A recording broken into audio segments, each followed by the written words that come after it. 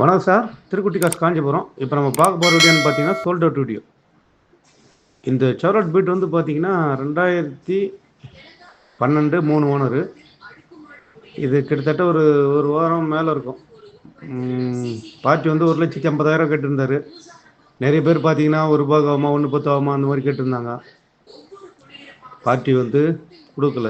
அதுக்கப்புறம் பார்த்தீங்கன்னா ஒரு டீலர் வந்து ஆர்கா டீலரு இந்த மாதிரி வந்து பேசினார். ஒரு 3 நாள் முன்னாடியே வரனாரு, வரல. அதுக்கப்புறம் பார்த்தீங்கன்னா இப்போ வந்தார், டைரெக்டாக பேசி எடுத்துட்டாங்க. டீலர் வந்து நம்ம எடுத்து ரேட்டு சொல்லாதீங்கன்றாரு.